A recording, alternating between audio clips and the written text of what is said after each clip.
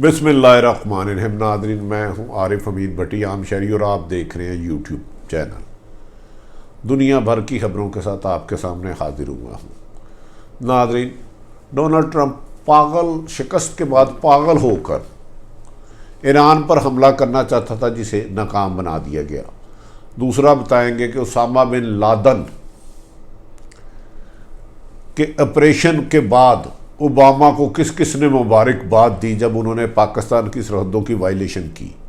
और तीसरे, पाकिस्तान के अहम इशू पर आएंगे कि क्या आज फिर इस्लामाबाद हाई कोर्ट के फैसले के बाद पीडीएम ने हुकूमत की ख्वाहिशों पर पानी फेर दिया और कहा वो एहतजाज जारी रखेंगे। नाज़रीन, सबसे पहले हम इस स्टोरी पर आ जाते हैं कि आप जानते हैं कि पाकिस्तान में कोरोना और हुकूमत ने अपोजिशन के जलसे जुलूसों पर पाबंदी लगाई है। गुज़श्ता रोज़ पीडीएम के बाद मौलाना फजलुर रहमान ने एहतजाज और जलसे जुलूस जारी रखने का ऐलान किया था। आज इस्लामाबाद हाई कोर्ट में एक पिटीशन दायर की गई जिस पर कहा गया कि शादी हाल की तरफ से कि इस पर पाबंदी को नरम किया जाए, जिस पर इस्लामाबाद हाई कोर्ट ने फैसला दिया कि इंसानी हकूक़ सबसे ज़्यादा अहम है।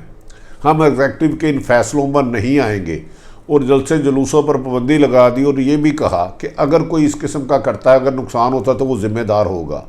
लेकिन पीडीएम के मौलाना फजलुर रहमान और दीगर कायदीन से आज जब आपने बात की तो उन्होंने कहा कि वो किसी पाबंदी को नहीं मानते।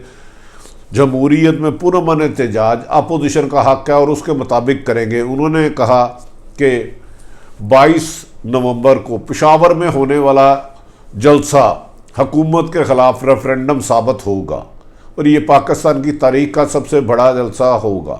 पीडीएम की क़यादत ये भी दावे कर रही है कि जनवरी तक ये हुकूमत नहीं रहेगी। दूसरी तरफ हुकूमत के 9 मौलूद बच्चे बिला वजह बयान दे रहे हैं और कहा जा रहा है, इमरान खान को अब ये मशवरा किया जा रहा है कि आप पुराने तजर्बाकार सियासतदानों से मशावरत करके अपोजिशन की पीडीएम की हिकमत अमली को फेल करें, बजाय इसके कि टकराओ और जलाओ गिराओ की पॉलिसी की जाए। और इमरान खान ने अपने कुछ दोस्तों को कहा है कि वो अपने 9 मौलूद नए बच्चे जो आए हैं बाहर से, जिन्हें उन्होंने मशीर एडवाइज़र बना दिया, उनकी बजाय बेहतर सियासतदानों से और हिकमत अमली से करेगा ताकि टकराव की फ़िज़ा कायम ना और पाकिस्तान अमन की तरफ चलता रहे। ताहम आने वाले चंद दिन ख़ुसूसन 22 तारीख को पेशावर में होने वाला जलसा इस बात की निशानदेही करेगा। हुकूमत दानिशमंदी से इसे टैकल करती है कि अपोजिशन पीडीएम का बड़ा जलसा करके हुकूमत के लिए मज़ीद मुश्किलात पैदा करती है, जबकि जनवरी में ख़त्मी तौर पर लॉन्ग मार्च करके धरना देगी या नहीं देगी, ये आने वाले 3 महीने पाकिस्तान की सियासत के लिए अहम है कि पाकिस्तान किस तरफ जाएगा। इधर अपोजिशन के लिए आजमाइश और हुकूमत का इम्तहान है कि वो कौन दानिशमंदी से काम लेता है। नाज़रीन, दूसरी तरफ एक बड़ी हैरत ज़दा खबर है। आप जानते हैं कि कुछ अर्सा कबल अमेरिकन ने एबटाबाद में एक ऑपरेशन करके उसामा बिन लादेन को मारने का दावा कर दिया था। उनके इस दावे के बाद पाकिस्तान की अवाम में सख्त गमो गुस्सा था कि पाकिस्तान एक इंडिपेंडेंट रियासत है, कोई मुल्क इसकी सरहदी वायलेशन कैसे कर सकता है। लेकिन आज वो सब राज खुल गए।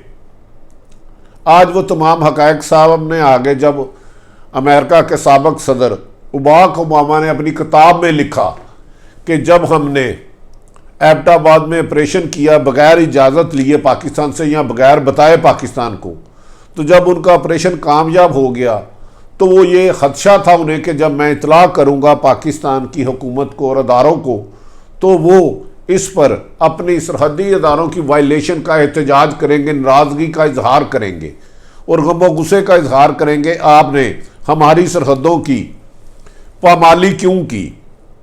अक़वाम मुत्तहिदा के लॉ के मुताबिक किसी भी मुल्क में दाखिल होने से पहले आपके और उसकी इजाज़त लेनी होती है, लेकिन इस इजाज़त को नहीं लिया गया। बराक ओबामा की किताब के मुताबिक जैसे ही उन्होंने टेलीफोन किया आसफ़ अली ज़रदारी साहब को और उन्हें ख़दशा था कि ये बाज़ नाराज़गी का इजहार करेंगे और कहेंगे कि आपका ये तरीका और कार मुनासिब नहीं है, आपने मुल्क की सलामती की खिलाफ वर्जी की है। लेकिन काबिल हैरान वो उस वक्त हुए जब आसफ अली जरदारी साहब ने ना सिर्फ उनका शुक्रिया अदा किया, उनसे कोई एहतजाज करने की बजाय उन्होंने कहा आपने बड़ा अच्छा ओबामा साहब काम किया है। इन उसामा बिन लादन और दीगर दहशत गर्दों ने बेनज़ीर को भी मारा था, जिस पर वो हैरान रह गए कि बानिस्बत के एक मुल्क के सरबराह एक सदर आसफ अली जरदारी उस वक़्त के सदर बजाय ये एहतजाज मुझसे करते कि आपने हमारी मुल्क की सलामती की वायलेशन किया, हमारी सरहदों की वायलेशन किया, उल्टा मेरे शुक्रिया अदा कर रहे हैं। ना सिर्फ शुक्रिया अदा कर रहे हैं, किताब में ये भी लिखा गया है कि उन्होंने मज़ीद ताउन की यकीन दहानी कराई। तो ऐसा लगता है कि पाकिस्तान 1947 में तो आज़ाद हो गया, लेकिन बाद सुपर पावरें आज भी पाकिस्तान को आज़ाद नहीं समझ रही और हमारी सरहदी वायलेशन करते हुए तेज़ी से आगे बढ़ती जा रही हैं। नाज़रीन, किताब में ना सिर्फ ये लिखा कि ये भी बताया गया कि जब अमेरिका के आर्मी चीफ ने पाकिस्तान के उस वक़्त के आर्मी चीफ परवेज़ कियानी को ये इतला दी, तो वो भी ये सोच रहे थे कि मैं इन्हें ये हक़ाइक़ किस तरह बताऊं कहीं कोई रिएक्शन ना आ जाए। उनके किताब के मुताबिक जब अमेरिकन उस वक़्त के आर्मी चीफ ने परवेज़ कियानी से बात की तो उन्होंने कोई रिएक्शन देने की बजाय ये कहा कि आप हमें इस बात की तमाम तफसीलात बता दें कि हमें आवाम का रिएक्शन के लिए इन डिटेल्स को लोगों के सामने लगाना होगा और लोगों को मुतमिन करना होगा। अमेरिकन आर्मी चीफ के लिए ये बात हैरत थी कि वो समझ रहे थे कोई रिएक्शन आएगा। नाज़रीन, जिस पर किताब के मुताबिक उस वक़्त के आर्मी चीफ माइक मोलन ने तफसीलात से आगाह कर दिया, जिसके बाद पाकिस्तान में मीडिया के ज़रिए गुफ्तगू की गई। ताहम उसामा बिन लादन की हलाकत के बहुत अरसा बाद उस वक़्त के प्रेसिडेंट ने तमाम अपनी किताब में दावे ये किए हैं। ये भी कहा गया है कि किताब में मौजूदा जो मुंतखब प्रेसिडेंट है जो बाइडन, उन्होंने जो उस वक़्त के वाइस प्रेसिडेंट थे और उनके दीगर चंद अहम अफसरान ने उसामा बिन लादन का डायरेक्ट ऑपरेशन की मुखालफत की थी। ताहम अब देखना ये है कि आने वाले दिनों में क्या पाकिस्तान अपनी सरहदों पर वायलेशन करने की किसी को इजाज़त देता है कि नहीं। ताहम पाक फ़ौज ने इस सिलसिले में वही किरदार अदा किया था। फौरी तौर पर जैसे ही उसामा बिन लादन का ऑपरेशन किया गया था, अलर्ट होकर इसका जवाब देने की कोशिश की थी। नाज़रीन, दूसरी एक अहम तरीन खबर आपसे शेयर करते जा रहे हैं कि डोनाल्ड ट्रंप इलेक्शन हारने के बाद बावलापन हो गए। उनकी गुफ्तगू अजीबो गरीब होती जा रही है। डोनाल्ड ट्रंप जैसे ही इलेक्शन हारे, उन्होंने चंद रोज़ कबल एक आला सतही मीटिंग तलब की और मीटिंग में कहा क्यों ना ईरान के जौहरी तंसीबात पर हमला कर दिया जाए, जिस पर मीटिंग के शुरका उनके माहिरीन सब हैरान हो गए कि एक सदर इलेक्शन हारने वाला डोनाल्ड ट्रंप किसी दूसरे मुल्क की सरहद पर हमला कैसे कर सकता है। इससे पहले जब डोनाल्ड ट्रंप को इलेक्शन के शिकस्त का ऐलान किया गया तो उन्होंने कहा मैं इलेक्शन को शिकस्त को तस्लीम नहीं करता, मैं एहतजाज करूंगा, लोगों को असला निकालने पर उकसाते रहे। उन्होंने कहा सुप्रीम कोर्ट में जाऊंगा और यहाँ तक कहा कि वो अमेरिकी सदारत का ओहदा नहीं छोड़ेंगे चाहे जो मर्जी हो जाए। लेकिन अमेरिकन अखबार के मुताबिक आज उन्होंने जो खबर नशर की उसमें दुनिया में इस बात पर बहस शुरू हो गई कि एक डोनाल्ड ट्रंप जो इलेक्शन हार गया उसके बाद एक आज़ाद मुल्क ईरान पर यह बहाना बनाए अपनी हुकूमत को तूल देने के लिए कि उनके जौहरी तंसीबात पर हमला कर दिया जाए ताकि उसका इक़्तिदार को तूल पकड़ी जा सके। ये नहायत नामुनासिब सी बात लगती है। ये भी कहा जाता है कि डोनाल्ड ट्रंप ने उस वक़्त अपने इस्टेब्लिशमेंट जो उनकी कहा जाता है पेंटागन और दीगर अफसरान के साथ भी ये मुशावरत की, जिस पर उन्हें रोका गया और उन्हें कहा गया कि ये किसी भी तरीके से मुनासिब नहीं है कि किसी दूसरे मुल्क की आज़ादी के ऊपर हमला किया जाए। अखबार का हवाला ने यही कहा कि डोनाल्ड ट्रंप ने कौमी सलामती के सीनियर मशीरों से पूछा कि ईरान पर हमला करके मेरी हुकूमत को तूल दिया जा सकता है, जिस पर कहा गया कि ये हरगिज़ गलती ना कीजिए। डोनाल्ड ट्रंप ने अपनी मीटिंग में अपने मशीरों से ये कहा कि हम ये कह देते हैं कि उनके पास एटमी हथियारात हैं जो दुनिया की सलामती के लिए ख़तरा बन सकते हैं, जिस पर उनके मशीरों ने उनको मशवरा दिया कि सर इस किस्म की हरकत करने का रिएक्शन खौफनाक आएगा, आप इलेक्शन में नाकाम हो चुके हैं। अगर हम ईरान पर इस किस्म के बारूदी होने का इंकशाफ करते हैं तो इसके पास हमारे कागजी तौर पर कोई सबूत नहीं है और दुनिया में ना सिर्फ जगहसाई होगी और इसका जवाब ईरान हर सूरत में देगा और दुनिया एक तीसरी आलमी जंग की तरफ चले जाएगी।